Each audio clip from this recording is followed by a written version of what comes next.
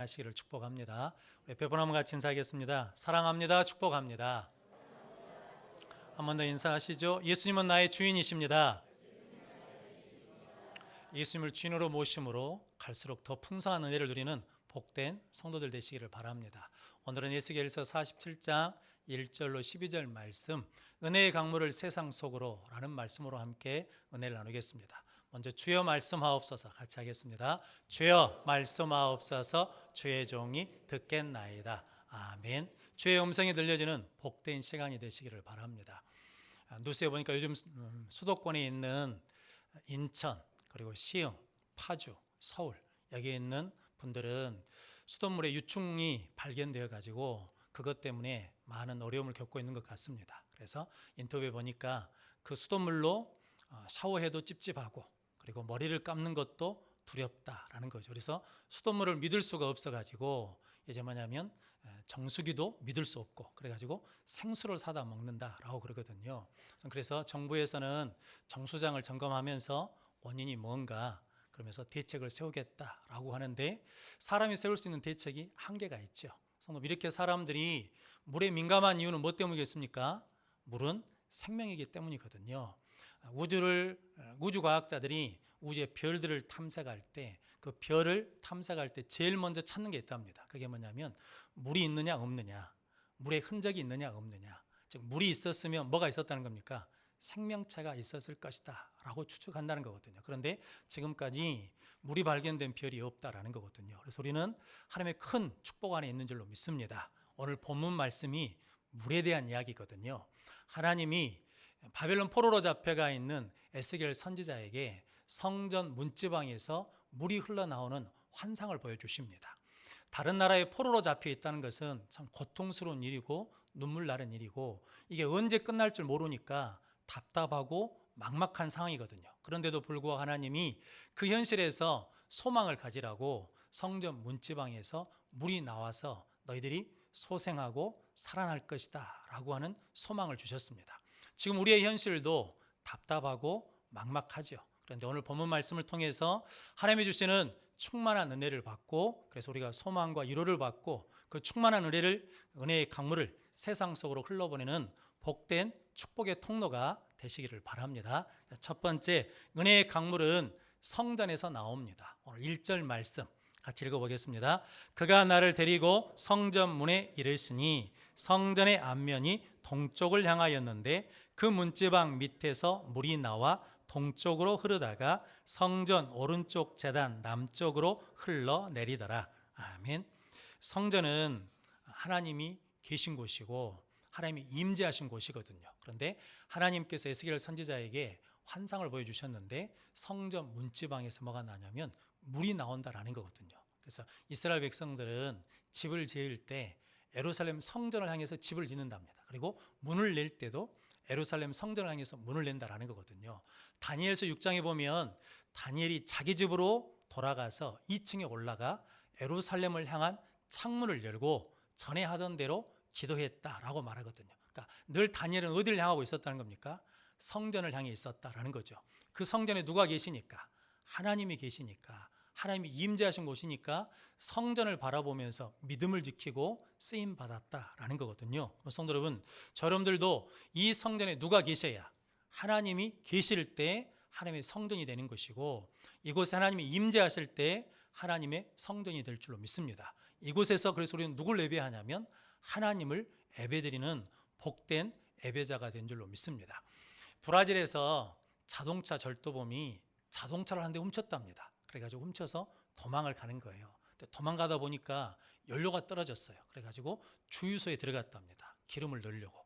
기름을 넣으려고 들어갔는데 아무리 찾아봐도 주유구가 안 보여요. 그래서 내려서 차를 다 더듬어 봤는데도 주유구가 안 보여요. 그래서 트렁크에 있나라고 트렁크를 열었는데도 주유구가 안 보이는 거예요. 그래서 본넷까지 열었답니다.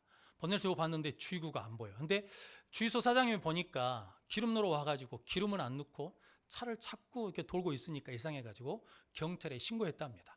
경찰에 와서 조사해 보니까 그거 절도범 해가지고 잡혔대요. 근데 그 절도범이 훔친 차가 휘발유 차가 아니라 전기차였답니다. 그러니까 전기차를 가지고 어디에 가니까 기름 넣는 주유소에 가니까 주유구가 없는 거예요. 뭐 해야 되는데 이게 전기 충전을 해야 되는데 기름 넣으러 갔다라는 거거든요. 그런데 이스라엘 백성들의 상황이 지금 그렇거든요. 뭐냐면 하나님을 찾고 하나님께 나가고 하나님께 예배를 드려야 되는데 이스라엘 백성들이 이방신을 쫓아가고 우상을 섬기고 점쟁이를 쫓아다니니까 뭐가 떨어졌냐면 믿음의 연료가 떨어져 버렸어요.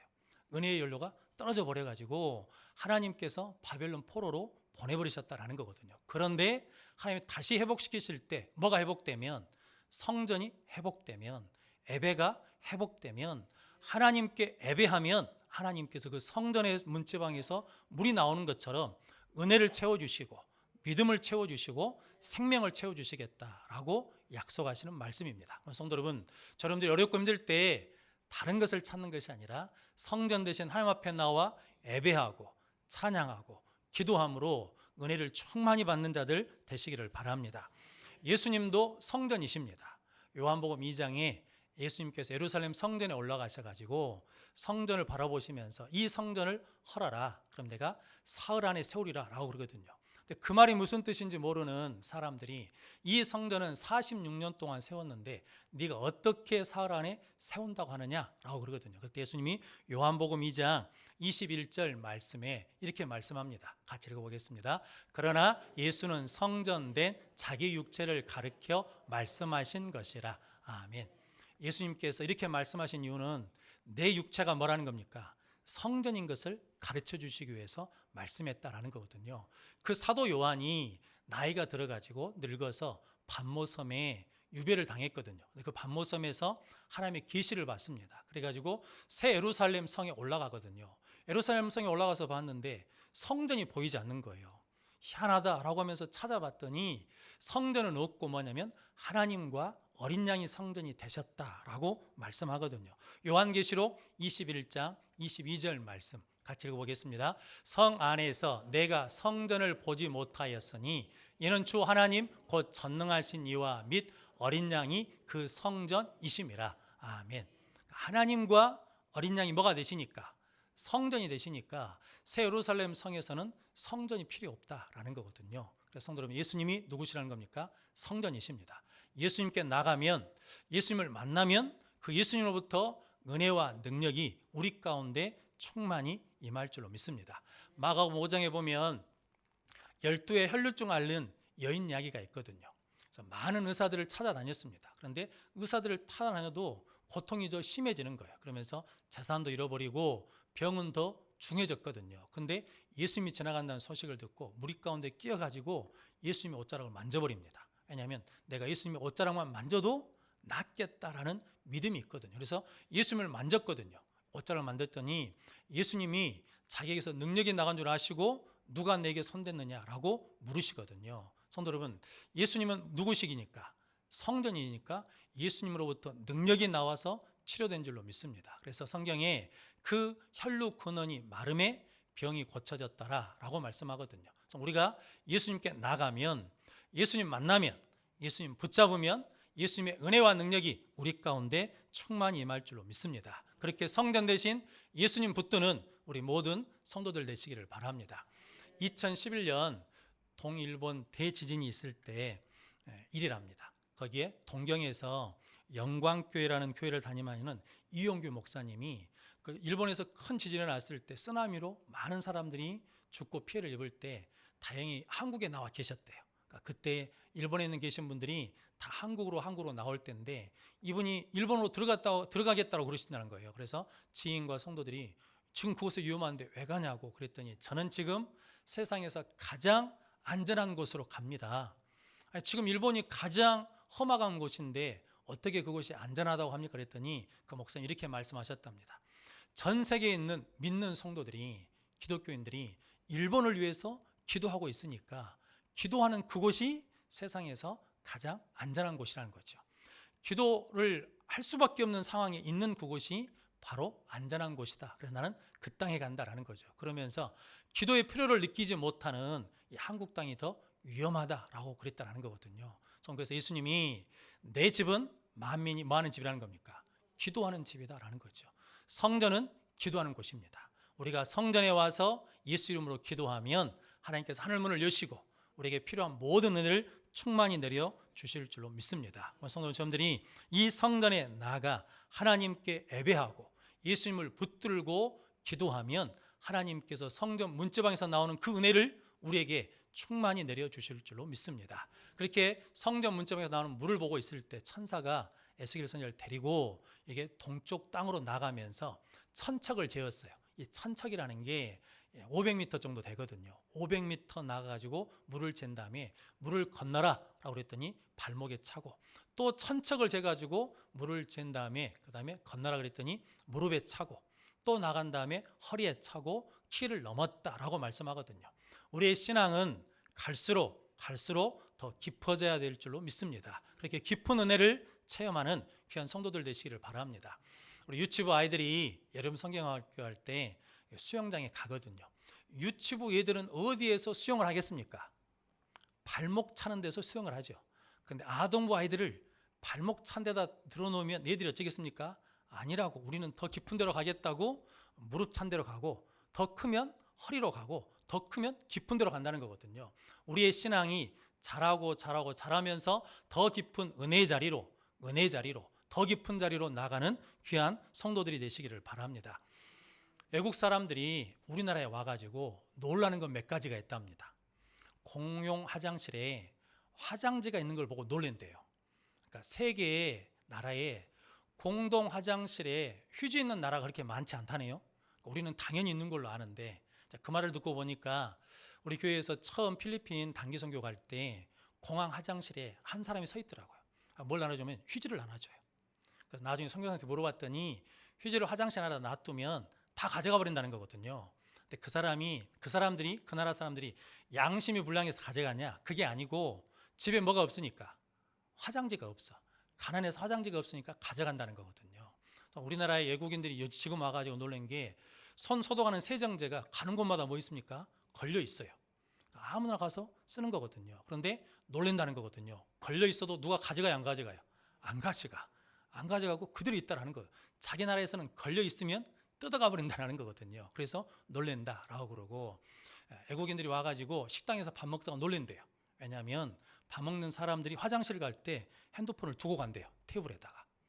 자기 나라에서는 바로 없어진다는 거거든요. 그런데 우리나라는 그걸 놔두고 가도 별로 신경 안 쓴다는 거거든요. 그만큼 우리가 뭐 해졌다는 겁니까? 부유해졌다는 거죠. 하나님 앞에 감사할 일이죠. 그런데 성도 여러분, 부유하니까 뭐 하잖아요. 다른 것을 가져가지 않죠. 다른 것을 찾지 않는다라는 거거든요. 우리도 은혜가 차고 부유해지면 하나님으로 만족하며 하나님의 은혜로 만족하는 복된 삶을 살게 될 줄로 믿습니다. 성도 여러분, 하나님 우리에게 물질의 부유함, 이 부유함을 주실 때, 풍성함을 주실 때 조심해야 될 게 있습니다. 마음이 부유해지면 안 됩니다. 마음은 항상 심령이 가난해야 되거든요. 예수님도 심령이 가난한 자는 복이 있나니 천국이 저들의 것입니다 라고 말씀했습니다. 심령이 가난하다는 것은 하나님 없이 살 수 없다는 것이고, 심령이 가난하다는 것은 하나님 의지하며 산다라는 거거든요. 근데 부유해지면 성경에 나타나는 현상이 있는데, 그게 뭐냐면 핑계가 많습니다. 이런 핑계 저런 핑계가 많아진다라는 거거든요. 그래서 이런 말이 있습니다. 하나님의 달력에는 오늘이라고 쓰여져 있고 마귀의 달력에는 내일이라고 쓰여져 있다는 거거든요.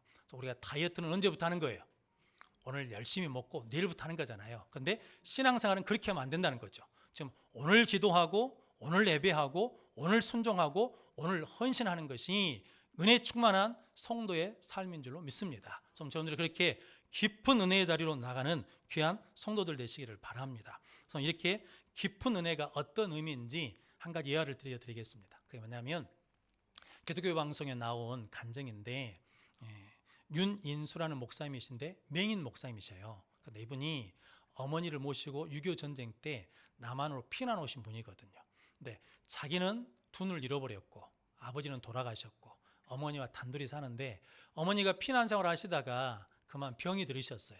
병이 깊어지셨답니다. 그래서 눈 안 보이는 아들이 밖에 나가서 일을 해야 되겠어 동네 아는 친구들과 함께 나가서 신문팔이도 하고 구두 닦기도 하면서 돈을 벌어서 어머니를 섬겼다라는 거거든요. 그래서 어느 날 돈을 벌어가지고 그날 좀 많이 번 모양이에요. 그래서 기쁜 마음으로 집에 와가지고 어머니한테 갖다 드렸더니 어머니가 아들 등을 떠다니면서 우리 아들 고생했네, 고맙네 그러면서 그러시더랍니다. 11조를 먼저 떼자 그러더란 거예요. 그러니까 어린 아들이 화가 났대요. 그러면서 이렇게 말했답니다. 무슨 놈의 11조를 떼요? 하나님이 우리 집에 뭘 해줬다고 11조를 띱니까? 하나님이 내 눈 멀게 하시고, 하나님이 고향 잃어버리게 하시고, 하나님이 뭐냐면 공산당한테 쫓겨서 재산 잃어버리게 하시고, 이렇게 피난 생활하게 하고, 엄마 이렇게 병들게 한 그 하나님한테 뭘 드리냐고 그러면서 화를 냈다는 거거든요. 그때 아픈 어머니가 아들 손을 잡으면서 이렇게 말씀하셨답니다. 인수야, 고향 잃어버린 것도 한스럽다. 그리고 재산을 잃어버린 것도 원통하다. 건강을 잃어버린 것도 서럽다. 그런데 하나님마저 잊어버리면, 믿음마저 잃어버리면 남는 것이 무엇이겠냐. 그러니까 우리가 믿음은 지키자라고 그러셨다라는 거거든요. 이 믿음이 어떤 믿음이냐면 키를 넘는 은혜 가운데 거하는 믿음인 줄로 믿습니다. 그래서 이 깊은 믿음은 쉽게 요동하지 않고 흔들리지 않는 능력의 삶을 살아갈 줄로 믿습니다. 그래서 예수님이 베드로에게 어디로 나가라는 거예요? 깊은 데로 가서 그물을 내려라 라고 말씀하죠. 성도님들도 그러므로 저러분들도 깊은 은혜의 자리로 더 나가고 더 나가는 귀한 은혜를 누리시기를 바랍니다. 시편 107편 23절 24절 말씀 이렇게 말씀합니다. 같이 읽어보겠습니다. 배들을 바다에 띄우며 큰 물에서 일을 하는 자는 여호와께서 행하신 일들과 그의 기이한 일들을 깊은 바다에서 보나니. 아멘. 큰 일을 행하려면 어디로 가야 돼요? 큰 물로 나가야 돼요. 근데 큰 물로 나가면 위험 요소가 많잖아요.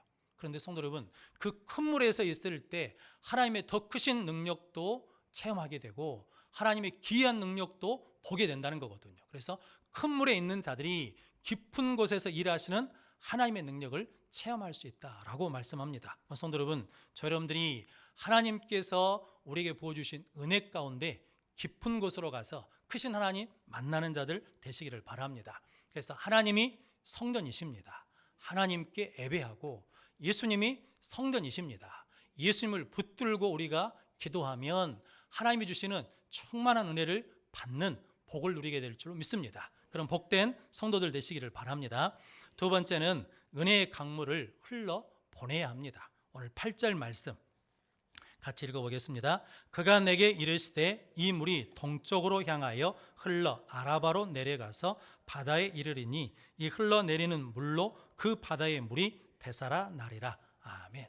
자, 성전에서 나온 물이 강물을 이루어가지고 그네의 강물이 뭐냐면 이제 흘러간다는 거죠. 어디로 흘러가냐면 아라바라는 광야로 흘러가서 어디로 가냐면 그 바다가 어디냐면 사해 바다거든요.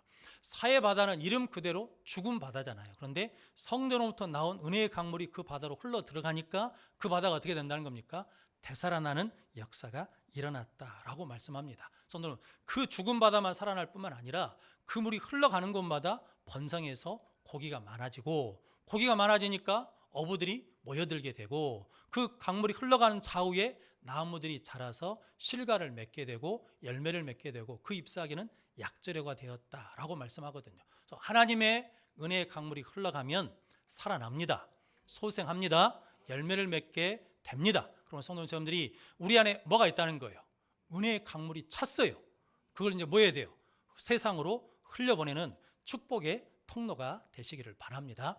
하나님이 사람을 창조하시고 하나님의 형상대로 사람을 창조하시고 생육하고 번성하고 땅에 충만하라 라고 말씀합니다. 그리고 에덴 동산을 만드시고 에덴에서 살게 하셨거든요. 그런데 창세기 2장 10절 말씀에 보면 같이 읽어보겠습니다. 강이 에덴에서 흘러나와 동산을 적시고 거기서부터 갈라져 내 근원이 되었으니. 아멘. 강이 에덴에서부터 흘러나와가지고 동산을 적셨다라는 거거든요. 그 네 강이 있는데 첫 번째 강이 비손이라는 강인데 그 강 이름의 뜻이 뭐냐면 번성하다라는 뜻이고 두 번째 강이 기온이라는 강인데 그 강은 이름의 뜻이 뭐냐면 막히지 않고 터진다는 거예요. 그러니까 이렇게 막혀 있어도 그걸 뚫고 나간다라는 의미이고 히데겔이라는 강이 세 번째 있는데 이 강은 뭐냐면 넘쳐서 흐른다, 차고 넘쳐서 흐른다라는 의미고 그리고 유브라데라는 강이 네 번째 있는데 그 강의 이름의 뜻은 뭐냐면 결실하다, 열매 맺다라는 거거든요.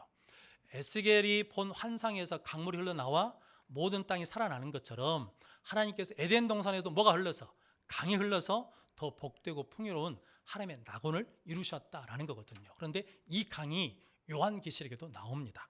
요한계시록 22장 1절 2절 말씀 같이 읽어보겠습니다.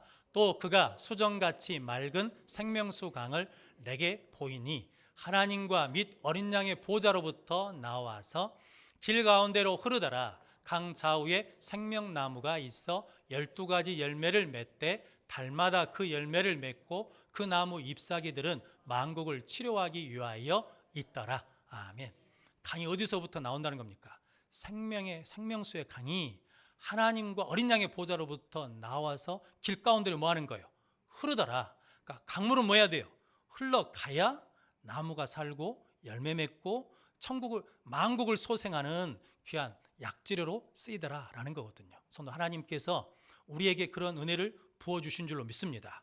이제 우리가 그 은혜를 뭐 해야 된다는 거예요?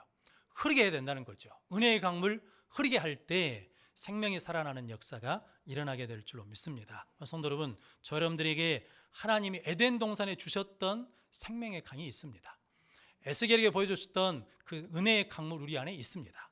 요한계시록에 있는 생명수 강이 우리에게 있습니다. 무엇을 통해서 있냐면 성령을 통해서 있는 줄로 믿습니다. 그 은혜를 충만히 받았으니 이제는 흘러보내는 복된 성도들 되시기를 바랍니다.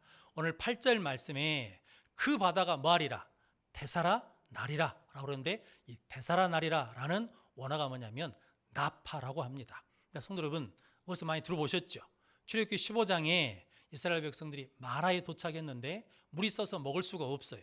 그래서 모세가 하나님 앞에 기도했더니 한 나뭇가지 하나를 던지라는 거죠. 순종했더니 쓴물이 단물로 바뀌었어요. 그래서 하나님을 뭐라고 불렀냐면 여호와 라파, 우리를 치료하시는 하나님이라 라고 불렀다는 거거든요. 그래서 하나님이 우리를 치료하신 것처럼 그 은혜를 받은 우리가 세상에 나가면 우리도 뭐가 될 수 있다는 거예요. 나파가 돼야 된다라고 말씀하는 거거든요. 성도 여러분, 예수님이 십자가에 달려 죽으실 때 군인이 창으로 예수님 허리를 찌르거든요. 그럼 뭐가 나와야 되겠습니까? 피가 나와야 되잖아요. 그런데 성경은 피만 나오는 것이 아니라 피와 물이 나왔다라고 말씀하거든요. 요한복음 19장 34절 말씀 같이 읽어보겠습니다. 그중 한 군인이 창으로 옆구리를 찌르니 곧 피와 물이 나오더라. 아멘. 그래서 예수님이 십자가에서 피와 물을 뭐 하셨다는 거예요? 다 쏟으셨다라는 거거든요. 아주 오래된 영화인데 베너라는 영화가 있습니다.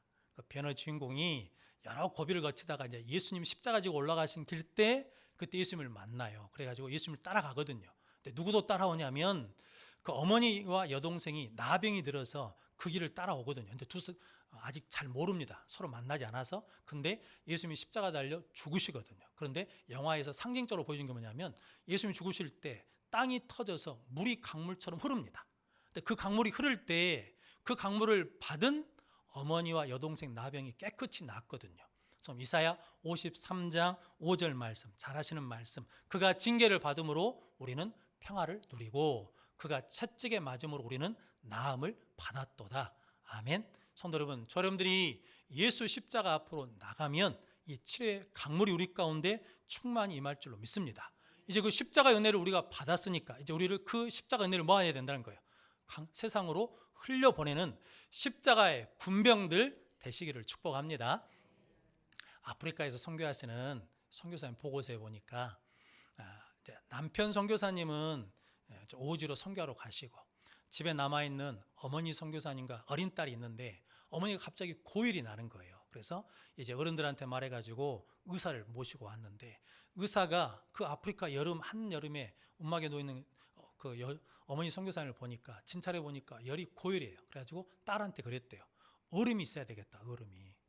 지금 같으면 우리 같으면 냉장고 열면 되잖아요. 냉장고 얼음이 없으면 어디 가면 돼요? 옆에 마트 가가지고 사오면 되잖아요. 그런데 옛날 아프리카에는 냉장고도 없고 그리고 얼음도 없고 살 데가 없어요. 그런데 의사가 지금 얼음으로 열 나는 부위에다가 이게 돼야 된다는 거죠. 그래서 열을 빨리 떨쳐야 된다는 거죠. 그러니까 어린아이가 우리 엄마 죽으면 안 돼요. 살려주세요 그러는데 의사가 할 방법이 없다는 거예요. 그러면서 가버렸어요. 근데 어린아이가 엄마를 보고 있다가 그 말씀이 생각났대요. 구하라 그리하면 주실 것이다. 그래가지고 그 약속의 말씀을 믿고 기도했어요. 반나절 정도 기도했더니 검은 구름이 몰려가지고 가랑비가 오기 시작하더래요. 근데 더 기도했더니 뭐가 내리냐면 우박이 내리더래요. 생각지 않는 그 우박이 내려가지고 우박을 모아다가 어머니 한부에다 댔더니 열이 떨어져가지고 나았다라고 그러거든요. 성도 여러분, 누가 은혜가 차고 넘치니까 어리지만 어린 딸이 하나님의 은혜로 충만해서 하나님 앞에 구하면 하나님이 들어주신다고 하는 믿음이 차서 넘쳐서 누구에 흘러가니까, 아픈 어머니한테 흘러가니까 그 어머니가 낫는 역사가 일어난 줄로 믿습니다. 그래서 오늘 우리에게 주신 말씀, 이제 저와 여러분들이 하나님의 은혜를 충만히 받아서 그 은혜를 가지고 우리를 만나는 사람들에게 그 은혜를 흘려보내면 모든 사람들이 살아나고 소망을 받고 위로를 받는 역사가 일어날 줄로 믿습니다. 그래서 요한복음 14장 14절 말씀에 내 이름으로 무엇이든지 내게 구하면 내가 행하리라. 안 보여준 이유는 외우시라고. 요한복음 14장 14절 말씀, 내 이름으로 무엇이든지 내게 행하면, 내게 구하면 내가 행하리라. 누가 행하신다는 거예요? 예수님이 행해버리신다는 거거든요.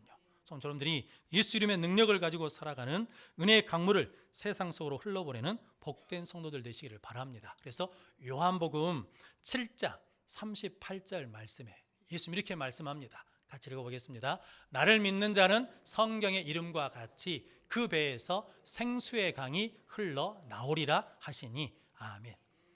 예수를 믿는 자에게는 성경에 약속한 것처럼 그 배에서 뭐가 흘러나온다는 거예요? 생수의 강이 흘러나오리라 라고 말씀합니다. 성도 여러분, 예수님 믿으십니까? 예수님 믿으시죠?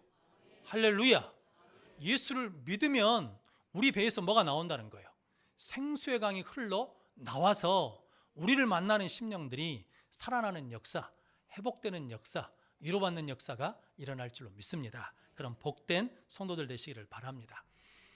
금요일 날 우리 임중래 할머니가 80세 되신 할머니가 돌아가셨다고 교회에 연락이 왔거든요. 근데 이 할머니가 딸이 교회를 안 다녀요. 그런데 전화를 했더라고요. 임중래 할머니는 한 2년 전에 우리 권사님 한 분이 요양보호사로 그 집에 가서 돌보다가 전도해져 가지고 오셨거든요. 근데 몸이 약하세요. 그러니까 늘 교회 올 때마다 지팡이 짚고 오시거든요. 그리고 우리 교회 느모델링 할 때 교육관에서 예배 드릴 때 그 교육관에도 매주 빠지지 않고 와서 예배를 드리시다가 6개월이 지나가지고 세례를 받으셨습니다. 그리고 있다가 몸이 약해지셔가지고 자녀들이 요양병원에 모셨거든요. 그래서 교회를 못 오세요. 그런데 자녀들이 멀리 사지 않고 웅천에 살거든요. 그런데 딸이 오면, 무남 동료예요. 딸이 오면 뭐냐면 나 교회 가고 싶다. 교회 좀 데려다 주라 라고 그러는데 요양병원에서 이제 요즘 외출이 안 되잖아요. 그런데 늘 그렇게 말씀하시더라는 거죠. 그러다 이제 돌아가실 때 돼가지고 혼수 상태가 되셨어요. 그런데 돌아가시기 전날에 눈을 벌쩍 뜨셔가지고 나 교회 가고 싶다. 교회 좀 데려다 주라. 그러셨다는 거예요. 그리고 돌아가셨어요. 근데 딸이 생각해 보니까 어머니가 저렇게까지 말씀하셨는데 어머니 다닌 교회에다 전화를 해야 되겠다. 그래서 죄송하지만 이제 장례를 우리에게 부탁했거든요. 그래서 오늘 우리 부목사님이 아침 일찍 가서 발인 하관해주고 오셨거든요. 근데 그 딸이 뭐냐면 웅천에 살아요. 그런데 이제 장례 예배를 드리면서 이야기를 해보니까 딸하고 사이가 교회 다니면서 세례까지 받았어요. 그런데 교회를 안 다녀. 쉬고 있는 거예요. 그런데 그 채 1년도 실은 교회를 안 나오셨거든요. 그 임준래 할머니가. 근데 그 할머니가 뭐에 가고 싶다는 거예요? 교회 가고 싶다는 거예요. 교회 좀 데려다 달라는 거거든요. 어디 가고 싶다는 거예요? 성전에 나가고 싶다는 거죠. 하나님께 예배드리고 싶다는 거지. 예수 만나고 싶다라는 거거든요. 성도 여러분, 그렇게 말한 이유는 뭐 때문이겠습니까? 딸한테 예수 믿어야 된다, 믿음 회복해야 된다라고 하시는 은혜가 차고 넘쳐 흘러가는 역사인 줄로 믿습니다. 저는 이제 확신하는 거예요. 그리고 또 기도하는 거예요. 장례 예배가 끝나고 난 다음에 딸과 사이에 믿음이 회복돼야 될 줄로 믿습니다. 성도 여러분, 하나님이 성전이십니다. 예수님이 성전이십니다. 하나님께 나가서 예배하고 예수님 붙들고 기도하면 하나님께서 하늘문을 여시고 우리에게 충만한 은혜를 부어주십니다. 그 충만한 은혜를 가지고 우리가 그냥 우리만 사는 것이 아니라 이제 이 땅, 코로나19로 말미암아 답답하고 막막한 이 땅에 있는 모든 사람들에게 우리가 그 은혜를 흘려보내서 그들이 소망을 갖고 위로를 받고 구원받고 승리하는 역사를 이루는 우리 모든 성도들과 교회가 되시기를 주님의 이름으로 축원합니다. 기도